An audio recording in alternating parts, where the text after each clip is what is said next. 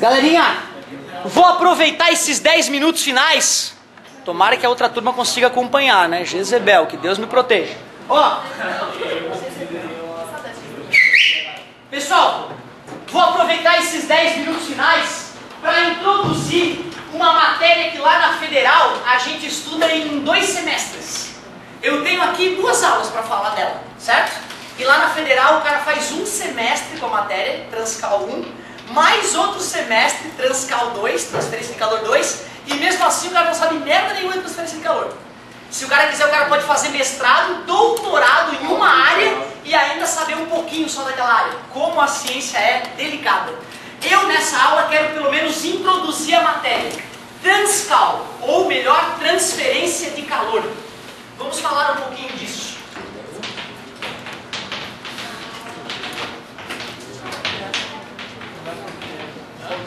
Oi?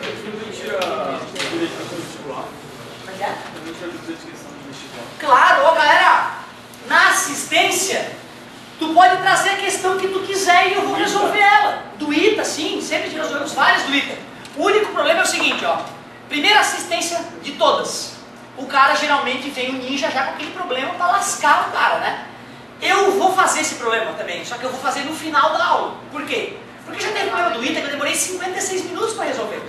Então acaba com a aula toda. E outra, quem é que vai conseguir acompanhar esse exercício? Um ou outro. A maioria vai ficar deprimida e não vai mais querer voltar na assistência. Certo? Isso tem que ter inteligência, cara. Se tu começar a pegar as questões casca grossa já, tu vai te deprimir e tu vai passar, não vou passar na Federal, eu tô perdido. Então tu tem que começar a comer pelas beiradas. Pega primeiro as questões normais. Eu lembro, só para te contar uma experiência minha. No meu terceirão, eu já era fera. No meu segundo ano, tá, a minha vida começou a mudar educacionalmente na 7ª série. Foi na 7ª série, que hoje é o 8º ano, que eu acordei com a vida. Até então era 7, 6, passava raspando, tinha que fazer aula de recuperação à tarde. Aí caiu a ficha. Eu percebi que eu ia ser um fudido, que eu não ia conseguir comer sushi no final de semana se eu não estudasse. E aí eu, vou estudar.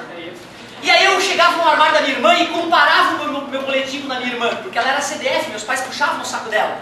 E aí eu, olha só pai, fui melhor, meu olhinho brilhava, ficava todo bom. E aí começou essa competição que pra mim foi saudável com a minha irmã, certo? Então eu sempre competindo.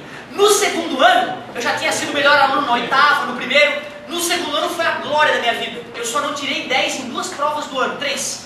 Uma de história que eu tirei 9 e uma de português que eu tirei 8 e outra 9. O resto eu gabaritei todas as provas do ano. Todas. Eu vou trazer um boletim desse pra vocês verem. Era bonitaço, certo? Aí no terceirão me aconteceu o seguinte, ó. Pô, eu tinha um puta de um currículo desde a 7ª série, só notão. Um cara que fazia as tarefas e estudava. E de repente eu lembro de uma questão de PA, no começo do ano, progressão aritmética, lembra? Cara, aquela questão me deixou revoltado. Eu fui pra casa assim, pô, não consegui entender. Fiquei estudando à tarde aquela questão. Cheguei pra resolver no outro dia, travei, não consegui. Eu tinha estudado ela ontem, cara. Fiquei puto. Fui na assistência, pedi pro professor. Ah, não, agora eu entendi. Passou uma semana, eu fui fazer a questão. Creu, não consegui. Eu fiquei louco, cara. E aí eu meio que desisti daquela questão. Eu disse, que merda essa questão, foda-se. Aí continuei a minha vida. Lá no final do ano, eu fazia um riscão na questão foda, assim, pra marcar, pra poder voltar nela depois pra estudar. Aí eu fui dar uma revisada na minha apostila, vi aquele xizão. Opa, peraí. Fui ver a questão. Mas que questão idiota, o que tem lá? Eu lia a questão e não conseguia descobrir qual era a minha dúvida. Era no início do ano uma questão que eu desisti dela, de tão complexa. E no final do ano eu não conseguia saber qual era a dúvida, de tão idiota que ela ficou. Tu tá entendendo? Se o teu cérebro não está musculoso o suficiente, tu pega uma questão e deprime. E lá no final do ano pode ser uma questão que idiota. Tá entendendo? Então não fique começando com as questões do ITA agora. Tu pode, eu farei. Porque pode sair pela culatra. Tu acha que sou foda ITA e tu brocha, tu deprime. Tá beleza? Beleza? É isso aí, pai. Então tem que ser pelas beiradas. E tu pode ajudar isso aí. Se tu vê o teu filho deprimido fazendo questão do ITA, manda ele com calma. É isso aí. Não, ó. E vai passar se fizer o treino certo. Se baixar as provas do ITA e for... Outra, não é toda a questão do ITA que é terrível, cara. Não é, tem algumas que são básicas, sim. Certo? Antigamente era mais raro, mas hoje tu vê mais questões básicas aparecendo no ITA, tá? E se tu treinar para o ITA é possível. É impossível é tu ficar treinando para medicina na UFSC, querendo medicina na UFSC, fazendo prova de somatório e não fazer nada do ITA e de repente ir lá para fazer prova do ITA, vai tomar pau, óbvio, certo? Eu mesmo te falei, a Karine, que passou em primeiro na engenharia mecânica no ano 2000, quando eu entrei na Federal, ela tirou em primeiro na engenharia mecânica, eu fiquei em oitavo, então tinha anos-luz de diferença entre eu e ela tomou pau no ITA, não conseguiu nem entrar no ITA. O melhor aluno da engenharia mecânica da Federal no meu ano não conseguiu sequer ser o último do ITA, não conseguiu, certo? Fala.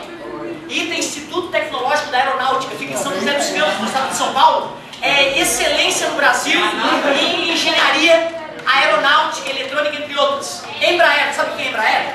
É a empresa brasileira que fabrica avião. Os engenheiros da Embraer que fabricam avião, todos se formaram no ITA. Os engenheiros da Embraer que administram a Embraer são formados na Federal, aqui em outros lugares. Mas quem constrói avião de verdade é o cara que estudou no ITA, porque ele é fera, certo? Vale a pena. Show de bola. Depois... Muito obrigado. Depois desse bate-papo para dar uma relaxada, vamos voltar aqui. Foi bom porque a outra turma talvez não chegue até aqui. Transferência de calor. Tem 3 maneiras pela qual o calor pode fluir e eu quero introduzi-las. Primeira delas, condução. Isso. Que história é essa da condução? Quando eu falo de condução, eu gosto de fazer um exemplo bem prático. Eu boto uma fogueirinha lá no cantão, beleza? Não se queime aí. Botei fogo lá. Na lenha que tá lá. Aí eu peguei um vergalhão da construção civil, esses que tem aqui dentro, já viu? Porque é cheio de vergalhão, né? Certo? Eu peguei esse vergalhão e a ponta dele eu coloquei lá na fogueira e fiquei segurando aqui. E aí? Soltei para não me queimar. A pergunta é, como é que o calor que estava sendo recebido por uma extremidade do vergalhão chegou até a minha mão? O nome disso é condução. Só que não basta saber o nome, tem que entender o processo pelo qual isso ocorre. Lembra dos átomos? Os átomos, eles estão agarrados pela eletrosfera um no outro, é uma ligação pela eletrosfera. Então pode-se fingir que aqui é a extremidade do átomo, onde tem as ligações, e aqui é o núcleo, e a eletrosfera está aqui em volta, certo? 2 átomos agarrados, eles estão parados? Não, a matéria vibra naturalmente, né? E essa vibração pode ser medida pela temperatura. Os átomos que estão em contato com a fogueira vão aumentar ou diminuir de temperatura? Aumentar. E ao aumentar de temperatura, vão vibrar mais ou menos? Mais. Esse átomo encostou no fogo, esse aqui não. Mas como esse do lado está vibrando, eles não estão agarrados? Não é natural que uma parte dessa vibração passe para o cara do lado? E essa vibração vai sendo transmitida átomo a átomo até chegar na minha mão. Na hora que os átomos da minha mão começarem a sacudir um pouco mais, o calor está fluindo para minha mão, eu vou soltar para não me queimar. Tranquilo?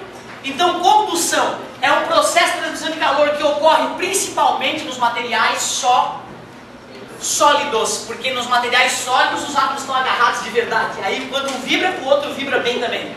E a transmissão de calor é transmitida de átomo para átomo. Essas são as 2 palavras-chave para a condução.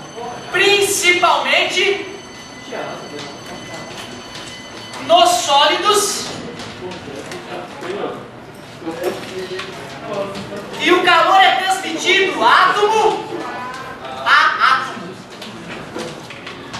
Ô professor, por que tu não escreveu somente nos sólidos? Porque não é somente. Do sólido para o líquido pode ocorrer condução. De um sólido para um gás pode ocorrer condução. Mas ela é nítida, é nos sólidos. Na aula que vem eu vou falar de convecção e radiação. Tá ótimo. Tem um monte de exercício para tu fazer de escala termométrica. Muito obrigado pela atenção. Saio satisfeito dessa aula. Valeu.